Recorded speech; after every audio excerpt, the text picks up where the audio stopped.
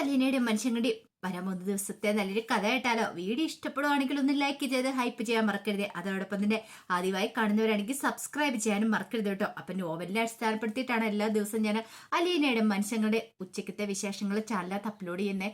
അങ്ങനെ ബാലചന്ദ്രൻ അലീനയെ കാണാനായിട്ട് കൊളുത്തൂപ്പുഴ വീട്ടിലേക്ക് വന്നു. പിന്നീട് അലീനയായിട്ട് കുറച്ച് സമയം സംസാരിച്ചിരുന്നപ്പോഴാണ് തോട്ടത്തിൽ പോയി സ്റ്റാൻലിയുടെ വരവ്.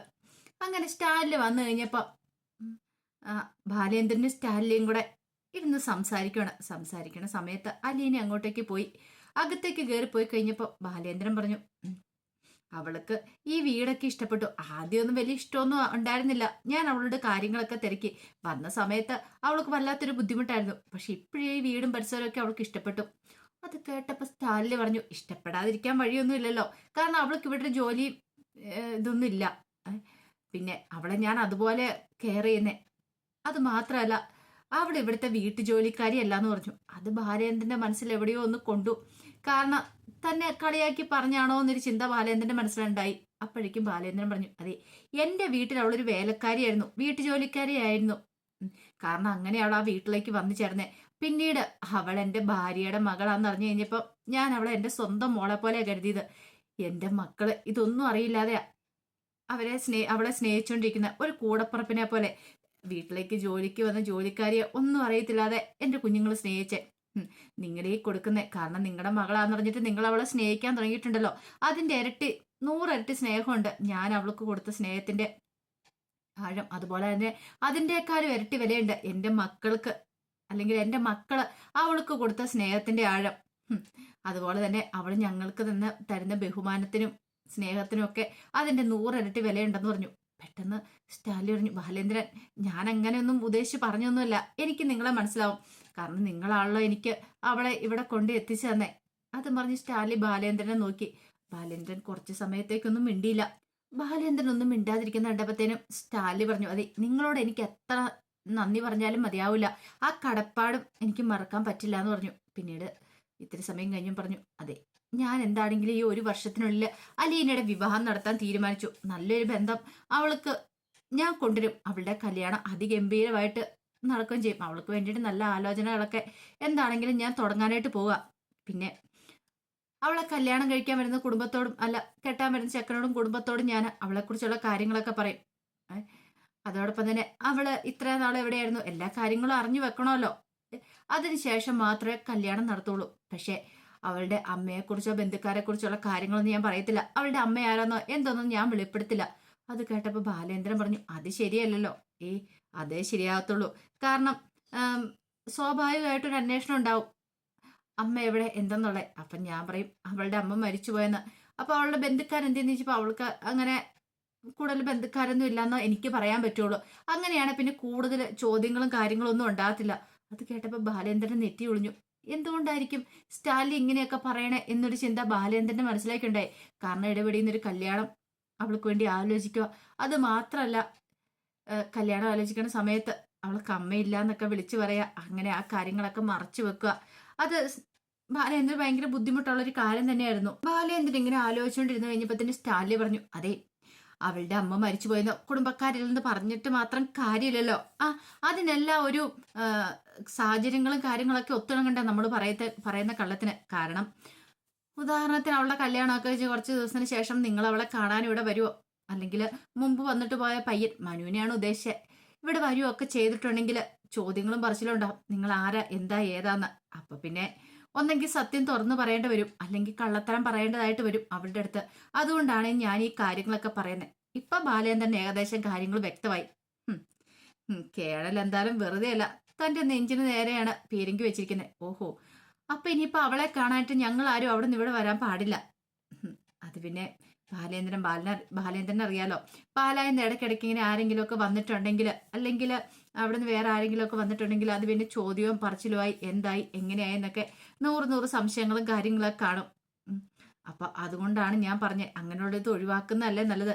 വെറുതെ എല്ലാവർക്കും സംശയത്തിനൊരു ഇട കൊടുക്കേണ്ട കാര്യമുണ്ടോ. ബാലേന്ദ്രൻ പറഞ്ഞു, അതിന് അവള് പറഞ്ഞു അങ്ങനെ. അവൾ ഒരിക്കലും പറയില്ല. കാരണം അവള് നിങ്ങളുടെ എല്ലാവരുടെയും സ്നേഹം ആഗ്രഹിക്കുന്നുണ്ട്. കുഞ്ഞുനാളിലെ മുതൽ സ്നേഹം കിട്ടാതെ വളരുന്നതല്ലേ. അപ്പൊ അവൾക്ക് സ്നേഹം വേണമെന്ന് പറഞ്ഞു. ബാലേന്ദ്രൻ പറഞ്ഞു, സ്നേഹമാണ് അവളുടെ ഭക്ഷണം. അത് സ്റ്റാലിക്ക് അറിയത്തില്ലാത്തോണ്ടാ. ബാലേന്ദ്രൻ ശരിക്കും സങ്കടവും ദേഷ്യവും വരുന്നുണ്ടായിരുന്നു. ഇവിടെ കൊണ്ടുവിട്ടത് അബദ്ധമായി പോയോന്നൊരു ചിന്ത. കാരണം സ്റ്റാൻലി പൂർണ്ണമായിട്ട് അലീനയുടെ ഉത്തരവാദിത്വം ഏറ്റെടുക്കുന്നു. അത് മാത്രമല്ല, ഇങ്ങനെയൊക്കെ പറഞ്ഞു കഴിയുമ്പോൾ ആർക്കാണല്ലോ സങ്കടവും ദേഷ്യം വരും. അലീനയെ കുറിച്ചാ പറയുന്നത്. തന്റെ മക്കളെ പോലെ കാണുന്നതാണ്. അപ്പൊ അലീനയെ കാണാതിരിക്കാൻ എന്ന് പറഞ്ഞിട്ടുണ്ടെങ്കിൽ അത് ബാലേന്ദ്രന് സാധിക്കുന്ന കാര്യമല്ല. അപ്പോഴേക്ക് സ്റ്റാൻലി പറഞ്ഞു, ബാലേന്ദ്രൻ പറഞ്ഞല്ലോ അവളുടെ മനസ്സിന്റെ ഭക്ഷണമാണ് സ്നേഹം. അതിങ്ങനെ ഇഷ്ടമുള്ളിടത്തെല്ലാം മേഞ്ഞു നടന്ന് അങ്ങനെ കഴിക്കാനുള്ളതൊന്നും അല്ലല്ലോ. എല്ലാത്തിൻ്റെതായ നിയന്ത്രണം കാര്യങ്ങളൊക്കെ ഉണ്ടാവും. അപ്പൊ എന്താണെങ്കിലും ആ നിയന്ത്രണങ്ങളൊക്കെ ഞാൻ ഏർപ്പെടുത്തും. അല്ല, അവളുടെ മനസ്സും കൂടെ അറിഞ്ഞിട്ടാണോ ഈ പറയണേന്ന് ചോദിച്ചു. അവളുടെ മനസ്സ് എന്തറിയാനായിട്ട്? അവളോട് കാര്യങ്ങളൊക്കെ ചോദിക്കും. പിന്നെ എല്ലാം അവളുടെ ഇഷ്ടത്തിന് അങ്ങോട്ട് വിട്ടുകൊടുക്കാൻ പറ്റുമോ? ഞാൻ അവളുടെ പപ്പായല്ലേ. അപ്പം എനിക്ക് എന്റേതായ കുറച്ച് നിലപാടുകളും കാര്യങ്ങളും ഒക്കെ ഉണ്ട്. പിന്നെ അവൾക്ക് ഇഷ്ടമാണോ മാത്രം വിവാഹം ആലോചിക്കോളെന്ന് എന്ന് പറഞ്ഞു. ബാലേന്ദ്രന് നല്ല ദേഷ്യം ഉണ്ടായിരുന്നു. കാരണം എന്തോ ബാലേന്ദ്രന് വല്ലാത്തൊരു ബുദ്ധിമുട്ടും കാര്യങ്ങളൊക്കെ തോന്നി ശാലിയുടെ ഈ സംസാരത്തില്. ഈ സമയത്ത് ബാലേന്ദ്രൻ ഇത്തിരി ദേഷ്യത്തോടെ പറഞ്ഞു, അതെ, തങ്ങൾ അല്പം മുമ്പ് ഒരു മനുവിനെ കുറിച്ച് പറഞ്ഞില്ലേ ഇവിടെ കാണാമെന്ന്. അവനും അലീനയും തമ്മിൽ ഇഷ്ടത്തിലാന്നുള്ള കാര്യം നിങ്ങൾക്കറിയാവോ സ്റ്റാലിൻ എന്ന് ചോദിച്ചു. അത് പിന്നെ ആൺകുട്ടികളും പെൺകുട്ടികളാകുമ്പോ ഈ പ്രായത്തിൽ ചില ഇഷ്ടാനിഷ്ടങ്ങളൊക്കെ വരും എന്നും പറഞ്ഞുകൊണ്ട് അവര് കല്യാണം കഴിക്കണം നിർബന്ധമുണ്ടോ? പരസ്പരം സ്നേഹിക്കുന്നവരെല്ലാം കല്യാണം കഴിക്കണമെന്നില്ല. പരസ്പരം ഒന്നിച്ച് ജീവിക്കുന്നവരെ സ്നേഹിക്കണമെന്നും ഇല്ലെന്ന് പറഞ്ഞു. ഭാര്യ പറഞ്ഞു, അതൊക്കെ ശരിയായിരിക്കാം. പക്ഷെ അവർ രണ്ടുപേരും കൂടെ ഒന്നിച്ച് ജീവിക്കണം എന്ന് ആഗ്രഹിക്കുന്ന. അത് മാത്രമല്ല, ഞാൻ മനുവിന് വാക്ക് കൊടുത്തിട്ടുണ്ട്. അവൻ അവളെ ഇഷ്ടമാണെങ്കിൽ കല്യാണം കഴിപ്പിച്ചു കൊടുക്കാന്ന്. അത് കേട്ടപ്പോ സ്റ്റാൻലി പറഞ്ഞു, അതെ, ഞാൻ എന്താണെങ്കിലും പല കൈതയ്ക്കല് മാളി വീട്ടിൽ കുടുംബക്കാരുമായിട്ട് ഒരു ബന്ധം സ്ഥാപിക്കാനായിട്ട് ആഗ്രഹിക്കുന്നില്ല. അതുകൊണ്ട് എന്റെ മോൾക്ക് ആ ആലോചന എന്താണെങ്കിലും വേണ്ടാന്ന് പറഞ്ഞു. അവൾക്ക് വേണ്ടിയിട്ട് നല്ല ആലോചന ഞാൻ കൊണ്ടുവന്നോളാം. ഇത് കേട്ടുകഴിഞ്ഞപ്പോ ബാലേന്ദ്രൻ പറഞ്ഞു, അത് ബുദ്ധിമുട്ടാവും. അലീനെ ഇവിടെ കൊണ്ടുവന്നാക്കിയത് ഞാനാന്നുള്ള കാര്യം മറക്കരുത്. അപ്പോഴേക്കും ബാലേന്ദ്രന് ഇത് പറഞ്ഞു കേട്ടുകഴിഞ്ഞപ്പോ സ്റ്റാലി പറഞ്ഞു, അതെ, അവളുടെ പപ്പായാണോ ഞാനെന്നുള്ള കാര്യം മിസ്റ്റർ ബാലേന്ദ്രനെ മറക്കല്ലെന്ന് പറഞ്ഞു. ബാലേന്ദ്രന് നല്ല ദേഷ്യം വരുന്നുണ്ടായിരുന്നു. കാരണം സ്റ്റാലി മുമ്പത്തെ പോലെ ഒന്നുമല്ല. ഇപ്പോഴാണെങ്കിൽ അവളുടെ പൂർണ്ണ അധികാരം അങ്ങ് ഏറ്റെടുത്തിരിക്കുക. അങ്ങനെ അവര് സംസാരിക്കുന്ന സമയത്ത് ബാലേന്ദ്രൻ ഇച്ചിരി ദേഷ്യത്തോടെ പറഞ്ഞു, അല്ല, നിങ്ങൾ മുമ്പ് പറഞ്ഞല്ലോ നിങ്ങളാണ് അവളുടെ പപ്പാന്ന്. ശരി, സമ്മതിച്ചു. അപ്പൊ അവൾക്കൊരു അമ്മയും കൂടെ ഉണ്ട്. ആ കാര്യം മറന്നുപോയോ? എന്റെ ഭാര്യയാണ് അവളുടെ അമ്മ. അവളുടെ തീരുമാനത്തിനും വിലയുണ്ടായിരിക്കും.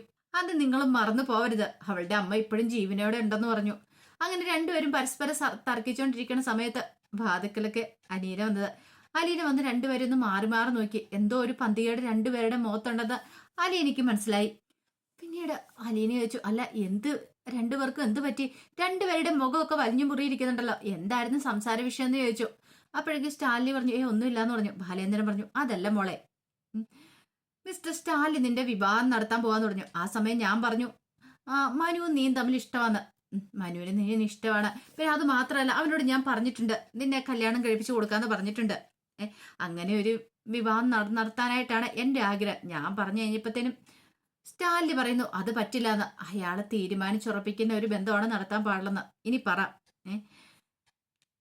നിന്റെ ഇഷ്ടം എന്താ? ഇവിടെ വാശിയുടെ തർക്കത്തിന്റെ ഒന്നും ആവശ്യമൊന്നുമില്ല. നീ പറ. നിന്റെയാണ് ജീവിതം. അതുകൊണ്ട് നീ പറയണം. നിന്റെ പപ്പ തീരുമാനിക്കുന്ന ബന്ധത്തിലാണോ അതോ മനുവിനെ വേണമെന്ന് നീ തന്നെ തീരുമാനിക്കണമെന്ന് പറഞ്ഞു. ഒന്നുമല്ലെങ്കിൽ നീ പ്രായപൂർത്തിയായ ഒരു പെൺകുട്ടിയല്ലേ. സ്വന്തമായിട്ട് തീരുമാനം എടുക്കാനുള്ള അവകാശങ്ങളും കാര്യങ്ങളൊക്കെ നിനക്കുണ്ട്. ഒരു നിമിഷം അലീനൊന്നും വല്ലാതായിപ്പോയി. വല്ലാത്തൊരു പ്രതിസന്ധിയായെന്ന് മനസ്സിലായി. കാരണം ഇതത്ര എളുപ്പമെന്ന് ഉത്തരം പറയാൻ പറ്റുന്ന ഒന്നല്ല. എന്ത് ചെയ്യണമെന്ന് അറിയത്തില്ല. അലീന രണ്ടുപേരെയും മാറി മാറി നോക്കുവാണ്. രണ്ടുപേരുടെയും സംസാരത്തിൽ അല്പം നീരസം ഉണ്ടെന്ന് മനസ്സിലായിട്ടുണ്ടായിരുന്നു. പെട്ടെന്ന് ബാലേന്ദ്രൻ പറഞ്ഞു, നീ വിഷമിക്കൊന്നും വേണ്ട മോളെ. ഇനിയിപ്പം നിന്റെ മനസ്സിൽ എന്താണെങ്കിലും ഇപ്പൊ നീ തുറന്നു പറയണം. മനുവിന് ഇഷ്ടമില്ലെങ്കിൽ, വിവാഹം കഴിക്കാൻ താല്പര്യം ഇല്ലെങ്കിൽ പെട്ടെന്ന് തന്നെ തീരുമാനം പറയണം. കാരണം എന്താന്ന് വെച്ചാലുണ്ടല്ലോ, അവനോട് കാര്യങ്ങൾ പറയണം. വെറുതെ അവനെ കുരങ്ങൊഴിപ്പിക്കേണ്ട കാര്യമില്ലല്ലോ. അവൻ നിനക്ക് വേണ്ടി കാത്തിരിക്കേണ്ട കാര്യമൊന്നുമില്ലല്ലോ. അറിഞ്ഞു കഴിയുമ്പോൾ അവന് കുറച്ച് സങ്കടമായിരിക്കും. എന്നാലും സാരമില്ല, അതൊക്കെ അവൻ മാനേജ് ചെയ്തോളൂ. പക്ഷെ നിന്റെ ഇഷ്ടം എന്താന്ന് നീ പറഞ്ഞാൽ മതിയാവുള്ളൂ. സ്റ്റാലിയുടെയും ബാലേന്ദ്രന്റെയും നോട്ടം അലീനയുടെ നേർക്കായി. അലീന എന്ത് ഉത്തരം പറയൂ എന്നുള്ളതായിരുന്നു. അലീന രണ്ടുപേരുടെയും മുഖത്തേക്ക് മാറി മാറി നോക്കി. ഇങ്ങനൊരു പ്രതിസന്ധി ഇത്ര പെട്ടെന്ന് ഉണ്ടാവുന്ന അലീന സ്വപ്നത്തിൽ പോലും കരുതിയില്ല. അലീന എന്ത് ചെയ്യണമെന്ന് ഒരു നിമിഷം ആലോചിച്ചുകൊണ്ടിരിക്കുകയാണ്. എന്നിട്ട് പറയാന്നും പറഞ്ഞ് അവിടെ ഇരിക്കുമ്പോഴത്തേനും രണ്ടുപേരും മാറി മാറി മുഖത്തേക്ക് നോക്കിയിരിക്കുകയാണ്. അപ്പൊ ഇനി അലീനയുടെ മറുപടി എന്തായിരിക്കും എന്ന് അറിയാൻ വേണ്ടി നമുക്ക് കാത്തിരിക്കാം. നാളെ ഉച്ചവരെ. നാളെ ഉച്ചയ്ക്ക് ഇതിന്റെ ബാക്കി വിശേഷങ്ങളുമായിട്ട് ഞാൻ വരാട്ടോ. മറക്കാതെ കയറി കാണാൻ ശ്രമിക്കണേ. വീഡിയോ ഇഷ്ടപ്പെടുവാണെങ്കിൽ നിങ്ങളുടെ അഭിപ്രായം രേഖപ്പെടുത്തണം. നിങ്ങളൊന്ന് കമന്റ് ചെയ്യണം. അലീനെ മണിശങ്കർ ഒന്നാവുന്നതാണോ? ഇനിയിപ്പം അലീനയ്ക്ക് സ്റ്റാൻലി ആലോചിക്കുന്ന ബന്ധമാണോ വേണ്ടതെന്ന്. കാരണം സ്റ്റാൻലി അലീനയുടെ പപ്പയാണല്ലോ. അപ്പം അലീനയ്ക്ക് വേണ്ടിയിട്ട് ക്രിസ്ത്യാനി ചക്കന് നല്ലൊരു ആലോചന കൊണ്ടുവന്ന് കൊടുക്കുമായിരിക്കും. പക്ഷേ അപ്പം മണിശങ്കറുമായിട്ടുള്ള ബന്ധം നടക്കില്ല. അവർ രണ്ടുപേരും ഒന്നിക്കുന്ന കാണാനാണ് താല്പര്യം എന്നുള്ള അഭിപ്രായം നിങ്ങൾ രേഖപ്പെടുത്താൻ മറക്കരുത് കേട്ടോ. ഒരിക്കൽ കൂടി എല്ലാവർക്കും ശുഭദിനം നേർന്നുകൊണ്ട് നിർത്തുന്നു. നന്ദി.